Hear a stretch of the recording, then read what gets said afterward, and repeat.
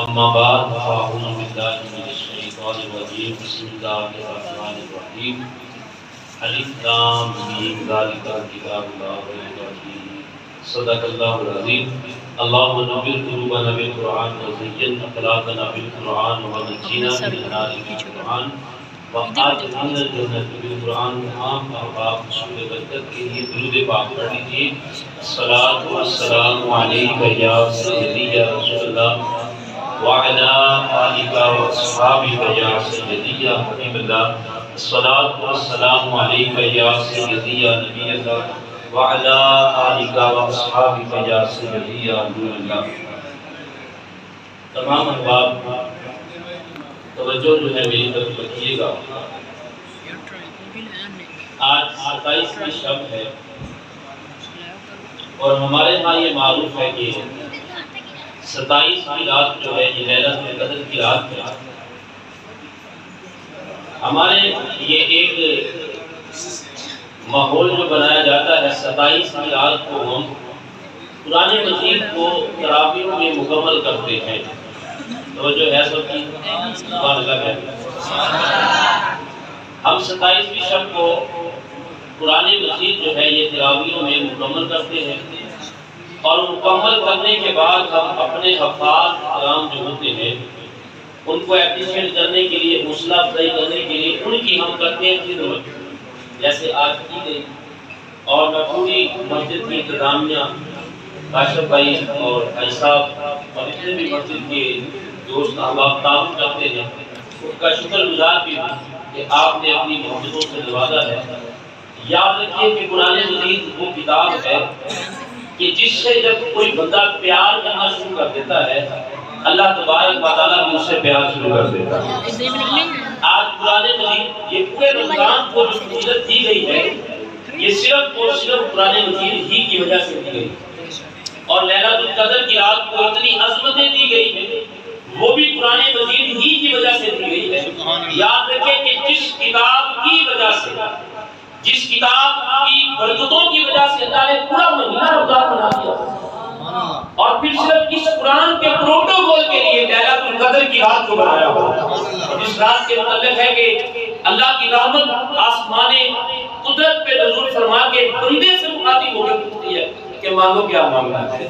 اور یہ سارا مانگنا اور دینا ساری فضیلتیں فقط قرآن مجید کی برکت کی وجہ سے ہے. یعنی کہ اللہ کو قرآن مجید سے اتنی محبت ہے. کل قیامت کے دن جب سب لوگ محشر کے میدان میں اکٹھے ہوں گے تو انبیاء کی صفیں بھی لگی ہوگی امتیوں کی صفیں بھی لگی ہوگی تو ان تمام صفوں کو چیرتے ہوئے ایک پروٹوکول آئے گا. ایسا پروٹوکول ہوگا کہ کچھ لوگ سونے کے تخت کے اوپر بیٹھے ہوں گے اور سونے کے تاج پہنے ہوں گے اور پھر وہ محشر کے میدان میں جب آئیں گے ان کے چہرے ایسے چمک رہے ہوں گے جسے بڑھتا ہے کہ سورج کی روشنی بھی ان کے آنکھ میں کم لگے گی اتنے چہرے چمک رہے ہوں گے. اب انبیاء اللہ سے مخاطب ہو کے پوچھیں گے کہ مالک یہ کون سے نبی ہیں نہ تو یہ ہمیں آسمانوں میں ملے نہ ہمیں مسجد اقصی میں ملائے گئے یہ کون سے نبی ہیں. اللہ تبارک و تعالیٰ اپنی قدرت سے آواز کے جواب میں فرمائے گا یہ نبی نہیں ہے یہ میرے پیارے محمد کے امتی ہیں جن کے بچوں نے حفظ قرآن کیا ہوا تھا. ایسا پروٹوکول ہے کہ جن کے بچوں نے حفظ کیا ہے کہ ان کے والدین کو یہ پروٹوکول دیا جائے گا کہ انبیاء بھی ان کے پروٹوکول کو دیکھ کے پوچھیں گے مالک یہ کون سے نبی ہے. تو اللہ فرمائے گا یہ نبی نہیں ہے یہ حافظ قرآن کے والدین ہیں. اور پھر جب سبھی جو مراتب ہے تقسیم کر دیے جائیں گے سب کو اپنے اپنے درجے پر جنت عطا کر دی جائے گی. جس بندے کی جس قابلیت ہوگی حالانکہ غوث اعظم رضی اللہ عنہ سے لے کر جتنے بھی اللہ کے ولی ہیں یہ بھی ہمارے لیے اپنے لیے درجات کی بلندی کے لیے دعا کے لیے طلبگار ہوتے ہیں کہ کوئی ہمارے درجات کی بلندی کی دعا کرے. کیوں کہ درجات قیامت کے دن ایک ہی پچھتاوا ہوگا جب اگلے اپنے سے اگلے سٹیپ والے جنتی کو دیکھیں گے تو کہیں گے مالک یہ ہمارے ساتھ رہتا تھا ہمارے ساتھ کھاتا تھا ہمارے ساتھ پیتا تھا تو یہ جنت میں ہم سے آگے کیوں اس کا ہم سے اعلیٰ مقام کیوں ہے. اللہ فرمائے گا رہتا تمہارے ساتھ تھا جیتا تمہارے ساتھ تھا زندگی کی دنیا میں اس نے تم سے زیادہ ایک بار سبحان اللہ کہا، ایک بار زیادہ سبحان اللہ کہنے کی وجہ سے درجہ اوپر ہوگا. تو یہ جنتی جنت میں صرف ایک بار پہ پہنچائیں گے. وہ کیا ہوگا کہ جو لمحہ انہوں نے دنیا میں اللہ کے ذکر کے بغیر گزارا ہوگا تو کہیں گے کاش ہمیں سمجھ ہوتی. تو وہ وقت بھی جو تیری نافرمانی میں تیری عبادت کے بغیر گزارا ہے وہ بھی تیری یاد میں گزارا ہوتا. آج ہمیں بھی یہ پروٹوکول ملتا. اچھا جب سب کے درجات ڈیوائڈ ہو جائیں گے، ہر بندے کو اس کے درجات کے مطابق صحت کے مطابق جنت دے دی جائے گی، پھر آخر میں جو فیصلہ ہوگا وہ حافظ قرآن کا ہوگا. کیا ہوگا؟ اب سنیے اللہ نے قرآن سے کتنی محبت کی ہے. جب سارے درجے ڈیوائڈ ہو جائیں گے، سب کو جنتیں مل جائیں گی، سبھی اپنے اپنے ٹھکانے میں چلے جائیں گے، پھر اللہ حافظ قرآن کو مخاطب فرمائے گا. اور حافظ قرآن کو مخاطب فرما کے پہلے تو یہ کرے گا کہ ایک جسے مادہ میں آتا ہے کہ 10 خاندان، ایک میں آتا ہے کہ 10 لوگ، ایک میں آتا ہے کہ 10 نسلیں. جنتی کو جنت میں جانے کے بعد، جنتیوں کو جنت میں جانے کے بعد حافظ قرآن سے مخاطب فرمائے گا کہ اے بندے تیرا اگر کوئی عزیز رشتہ دار تعلق رکھنے والا جہنم میں جا چکا ہے تو مجھے بتا، تو نام دیتا جا، ہم جہنم سے نکالتے رہیں گے. یہ بھی چھوٹا پروٹوکول ہے حافظ قرآن کے لیے کہ تو نام لے. اچھا یہ نہیں ہے کہ جو گناہوں میں کم تھا، جس کی نیکیاں کم تھی، گناہ زیادہ تھے، وہ نہیں. جن پہ جہنم کی مور لگ چکی ہے، فیصلہ ہو چکا ہے انہیں جہنم میں رہیں گے. اب حافظ قرآن سے کہا جائے گا آپ اپنی مرضی سے 10 بندوں کا نام لیں. یہ حافظ قرآن کھڑا ہوگا اور جنت میں نگاہ ڈالے گا. اب والدین ہو گئے، یہ باقی جو حافظ قرآن سے پیار کرتے تھے، حافظ قرآن کی خدمت کرتے تھے. رضا صاحب مصطفی صاحب فرماتے ہیں کہ جب میں نے مدرسہ تعمیر کیا تو میرے پاس پیسے ختم ہو گئے. جب میں کسی کے پاس لینے جاتا تھا نا تو اکثر لوگ ابھی کسی سے فنڈ لینے جاؤں، آپ کے پاس تو سب چیزیں بڑی بنائی آ گئی ہے، آپ کو مانگنا ہی نہیں پیتا. یقین کریں آپ تو دنوں میں کہتے ہیں جناب یہ کام کروا دیں آپ کا کام ہو جاتا ہے. کبھی فنڈ اکٹھا کرنا پڑا، پتہ لگے گا لوگ گھومنے والی کرسی پہ گھوم گھوم کر تنزیہ کہہ رہے ہوتے ہیں. کیا کرنا ہے مولوی صاحب، کہاں لگانا ہے مولوی صاحب، اچھا بھیج دیں گے مولوی صاحب. ذرا سا کر مصطفی صاحب فرماتے ہیں میں ایک فیکٹری کے مالک کے پاس گیا تو وہ کرسی گھما گھما کے تنزیہ مجھ سے پوچھ رہا تھا یہ مولویاں نے کی لاگے پیسے کرنے ہیں، یہ کی کرنے ہیں. فرمایا کہ میں وہی سوچا اللہ سے کہا مالک تیری جناب سے لینا ہے، لوگوں سے نہیں مانگنا. فرماتے ہیں کہ جب بھی مجھے پرابلم پڑتی کہ خرچے کم ہیں میں حفاظ قرآن کی خدمت شروع کر دیتا. وہ سوئے ہوتے تھے میں ان کی لیٹرینیں صاف کرتا تھا. یہ رضا ثاقب مصطفی صاحب نے ہم سے بات قرآن مجید کی صرف قرآن مجید سے پیار نہیں ہونا، جو قرآن مجید سے پیار کرتے ہیں آپ ان سے بھی پیار کریں گے. مالک تمہیں اجر عطا فرمائے. میں حافظ قرآن کی خدمت کرتا تھا، اگلے دن اللہ کوئی نہ کوئی سبب پیدا فرما دیتا تھا. حافظ قرآن سے پیار کرنا چاہیے. کیوں؟ کہ اس کے سینے میں قرآن مجید ہے. اس کے سینے میں کیا ہے؟ حافظ قرآن. سیدنا عمر فاروق رضی اللہ تعالیٰ عنہ جب بھی کوئی فیصلہ کرتے اور رتبے ڈیوائڈ کرنا چاہتے کہ میں نے کس کو کہاں کا رتبہ دینا ہے تو آپ سب سے پہلے لوگوں سے پوچھا کرتے تھے جو حافظ قرآن ہے وہ ادھر ہو جائے، حافظ قرآن ہے وہ الگ ہو جائے. یعنی کہ حفاظ قرآن کے لیے سٹیٹس الگ ہوتا تھا. حافظ قرآن حضور علیہ السلام نے فرمایا جب حافظ قرآن قبر کے اندر جاتا ہے نا تو قبر اس بندے سے کہتی ہے اے خوش نصیب انسان تیرا انتظار کر رہا تھا، تیرا انتظار کر رہا تھا. تو فرماتے ہیں کہ قبر اسے ایسے دبوچتی ہے جیسے پھولوں کے اندر کسی بندے کو سمیٹا جاتا ہے.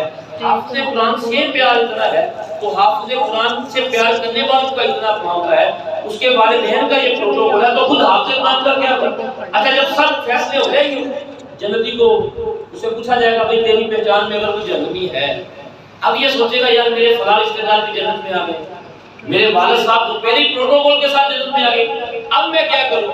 پھر وہ بندے یاد آتے ہیں جنہوں نے حافظ قرآن کی کسی نہ کسی طریقے سے خدمت کی ہوتی ہے، پیار کیا ہوتا ہے، وہ جہنم میں جان کے انہیں پہچانتا ہے، اللہ کے وعدے کے مطابق اسے جنت سے نکال دیا جاتا ہے. اب آخری جو سٹیٹس حافظ قرآن کے لیے جب سبھی انبیاء، اولیاء، صالحین، شہداء سب اپنے اپنے درجوں میں فائز ہو جائیں گے نا، اللہ تبارک و تعالیٰ پھر حافظ قرآن کو مخاطب فرمائے گا اے میری کتاب کی حافظ کہاں ہے. کھڑے ہو گے اللہ تبارک و تعالیٰ آواز دے گا اے حافظ قرآن اب تو قرآن پڑھ، اب تو رب قرآن سنے گا، حافظ قرآن سنے گا۔ اللہ فرمائے گا اے حافظ قرآن اب تو قرآن پڑھ، اور جتنی آہستہ پڑھے گا جتنی ترتیل سے پڑھے گا یہ تیری مرضی ہے، اور پڑھتا جا اور درجات بلند ہوتے جائیں گے، جہاں تیری تلاوت ختم ہوگی تیرا جنت کا ٹھکانہ وہی ہوگا۔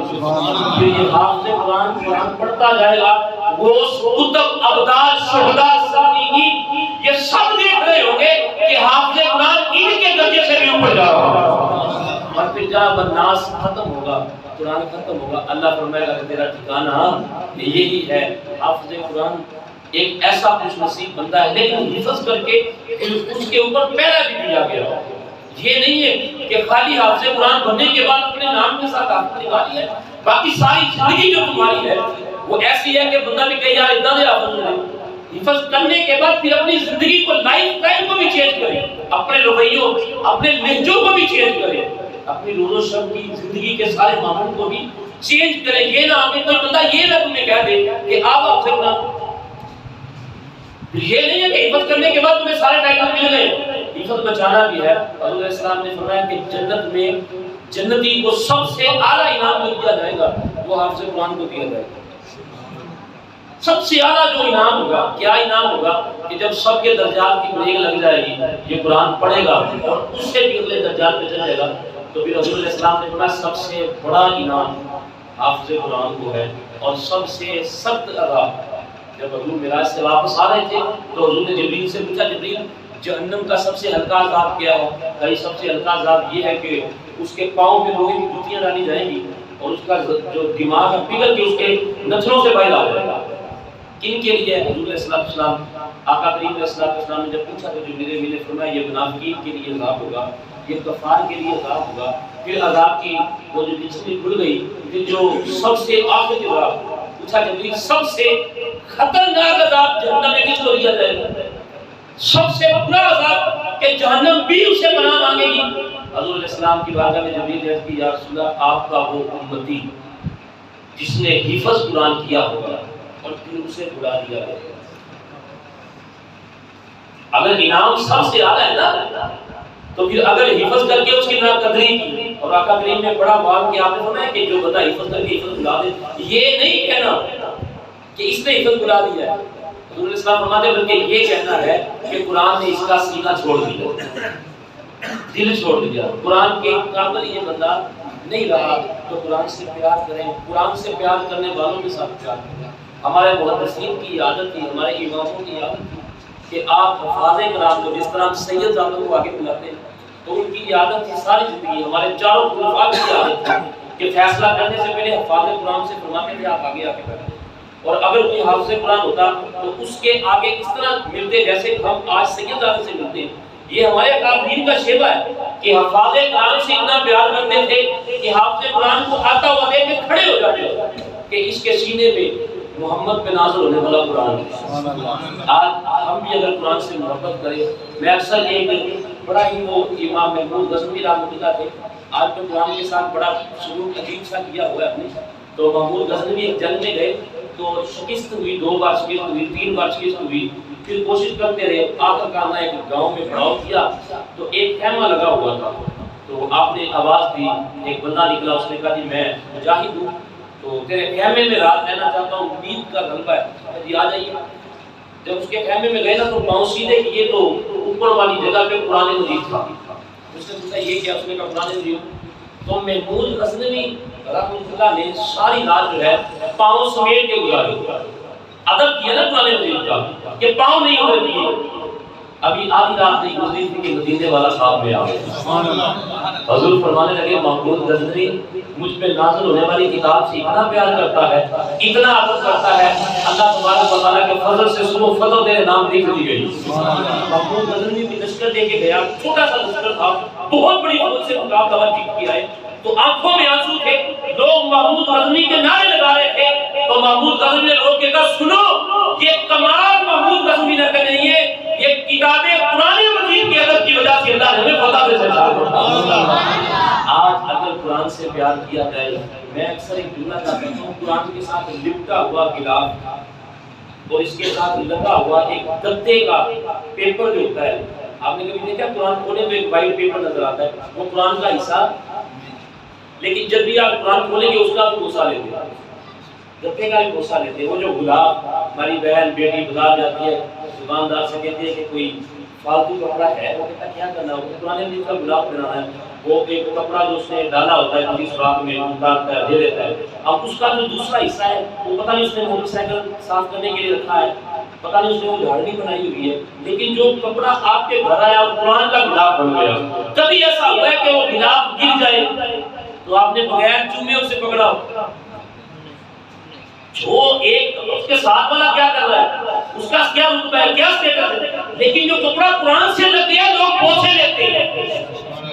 تو محدثین فرماتے ہیں کہ قرآن سے لگا ہوا ایک گتا اس مقام کو پہنچ جاتا ہے، لوگ بوسہ لیتے ہیں، اسے چوم کے رکھتے ہیں. تو اگر بندہ مومن قرآن سے رشتہ جوڑ لے، بندہ قرآن سے محبت کر لے، بندہ یہ اپنی عادت بنا لے کہ صبح بھی قرآن پڑھے، شام کو بھی قرآن پڑھے. سیدنا عمر فاروق رضی اللہ عنہ ایک جگہ پہ بیٹھے نماز نفل پڑھ رہے تھے، تو پیچھے سے ایک شخص آیا، اس نے کہا آپ امیر المومنین ہیں؟ تو آپ مصلی پہ بیٹھے بیٹھے آپ نے فرمایا ہاں میں امیر المومنین ہوں، اللہ نے مجھے مومنین بنایا ہے، امیر بنایا ہے مومنین کا. تو کہا حضرت میرے گھر میں تو ڈیرا لگا ہوا ہے غربت کا، پریشانیوں کا، رزق میں بے برکتی کا. تو عمر فاروق رضی اللہ تعالیٰ نے وہیں بیٹھے ہوئے کہا کہ تیرے گھر میں قرآن مجید نہیں ہے،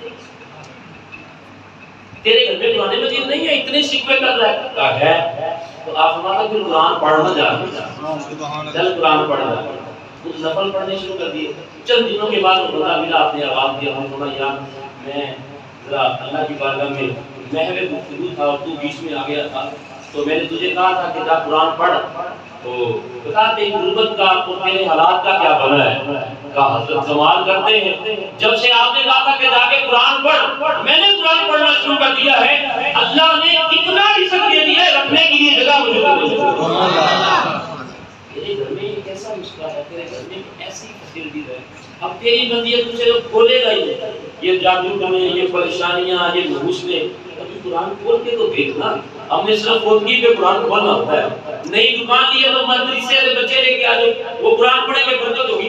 جب تک تو قرآن نہیں پڑھے گا تیرے گھر میں برکت ہے. آئے قرآن سے پیار کریں، قرآن سے محبت کریں، روزانہ اپنی زندگی کی روٹین بنائیں کہ اسے کھولے بغیر. میرا یہ دعویٰ ہے، آپ بہت جلدی بھی ہو نا تو آپ صرف قرآن مجید کو پکڑ کے پھر وہاں رکھ دیں. اتنا ٹائم بھی نہیں آپ کے پاس، پڑھنے کا ٹائم نہیں ہے، دیکھنے کا ٹائم نہیں ہے. کم از کم قرآن پکڑا کریں.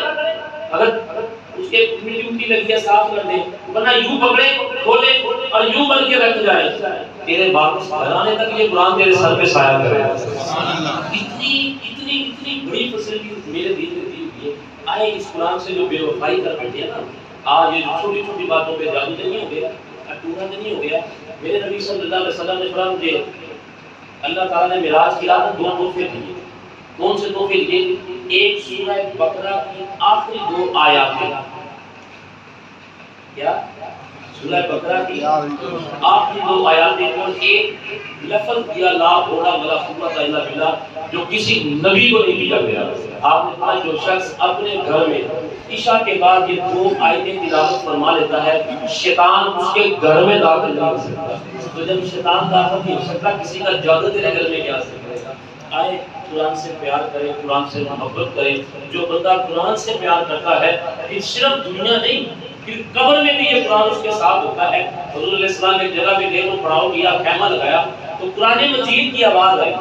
صحابہ بڑے حیران ہوئے کہ یا رسول اللہ بندہ نظر نہیں آ رہا لیکن قرآن پڑھا جا رہا ہے. میرے آقا کریم نے فرمایا جس جگہ تم نے خیمہ لگایا ہوا ہے اس کے نیچے کسی صحابی کی قبر ہے.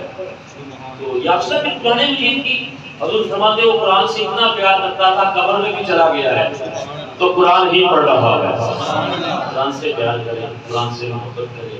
یہ جو لیلۃ القدر کی رات ہے یہ قرآن کی وجہ سے ملی ہے. یہ جو رمضان کا پورا مہینہ ملا ہے یہ صرف رمضان کو اللہ تعالیٰ نے اتنا عظیم بیان کرنے کے لیے کیا تھا، آئے نیت کرے روزانہ قرآن پڑھا کرے یار، ایک آیت پڑھ لیں۔ اب تو موبائل کے اندر آپ کے قرآن مجید موجود ہے، آپ آدھی رات کو آنکھ کھلتی ہے نا، آدھی رات کو آنکھ کھلتی ہے تو ہاتھ سیدھا موبائل میں جاتا ہے، ایسے ہی ہے کہ نہیں؟ کہ فطرت سے کہہ رہا ہوں بولے دیکھتے واٹس ایپ کھول دیا، یہ جناب صاحب وہ فیس بک کھول دی، نیت کر لے آج کے بعد قرآن مجید جب بھی پکڑنا ہے سب سے پہلے قرآن کھولنا ہے کہ قرآن قرآن مجید موبائل پکڑا سب سے پہلے قرآن کو کھولا، قرآن کھول کے صرف یوں زیارت کی، ایک آدھی آیت پڑھ لی، پھر آگے واٹس ایپ بھی چلائیں، فیس بک بھی چلائیں۔ میرا ایمان ہے کہ جب آپ آغاز قرآن مجید سے کریں گے میرا رب آپ کو بے حیائی سے ضرور بچائے گا، یہ موبائل کی گندگی سے ضرور بچائے گا۔ نیت کر لیں کہ قرآن مجید کو نہیں چھوڑنا، اس سے اتنا پیار کرنا ہے، اس سے جہاں موقع ملے، گاڑی میں موقع ملا ہے، آپ کسی شادی پہ گئے وہاں تھوڑی سی فرصت مل گئی ہے، آپ کہیں جا رہے تھے بیٹھتے ہیں تھوڑا سا ٹائم مل گیا، سب سے پہلے موبائل کھولیں اور قرآن مجید کو نکال دیں، بس 2-3 لائنیں پڑھ کے دیکھ کے بند کر دیں، پھر جو مرضی کرتے رہے۔ میرا ایمان ہے اللہ سے پوچھنے دینا ہے، نہ تو اللہ تعالیٰ تیرے گھر میں رزق کی تنگی لے کے آئے گا، نہ تیرے گھر میں بے سودی لے کے آئے گا، تجھے بانٹنے والا نہیں پڑے گا۔ مالک کریم سے دعا ہے کیونکہ آگے بھی میرے کاشف بھائی کے ساتھ جانا ہے کہ اپنی جو عزت مسجد ہے رات 12 بجے وہاں کی مرکزی کتاب ہوگا، اس لیے اتنا ہی آج کے لیے کافی ہے۔ کل جمعہ ہے، انشاءاللہ جمعے میں ہم جو اپنے روٹین کے مطابق کریں گے۔ میں پھر دوبارہ جناب کے چیئرمین صاحب، خالد صاحب اور مسجد کی انتظامیہ دادا جان جتنے بھی دوستوں نے محبت سے ہمارے ساتھ پیار کیا، یہ ساری پیار کی باتیں ہیں اور یہ بندہ ناچیز سے دین کی وجہ سے پیار کرتے ہیں، اللہ ان سے قیامت تک پیار فرمائے۔ ہمارے ساتھ جناب رضوی صاحب جو ہمیں بڑا آگے آگے لے کے جاتے ہیں، بڑا طاقت ہمیں بیان کرتے ہیں، اللہ ہمیں ایسا بنا دے۔ دیکھیں دعا کیا کرے، یہ ہمیں بڑے القابات سے پیش کرتے ہیں اور بڑا پیار کرتے ہیں، جہاں بیٹھتے ہیں ہماری محبت سے ہمارا ذکر کرتے ہیں۔ میں ان کے لیے دعا دوں اللہ تعالیٰ ان کے اور ہمارے محبت اور پیار کو قیامت کی صورت کا بات فرمائے، ڈیروں برکت نازل فرمائے۔ وآخر دعوانا ان الحمد للہ رب العالمین۔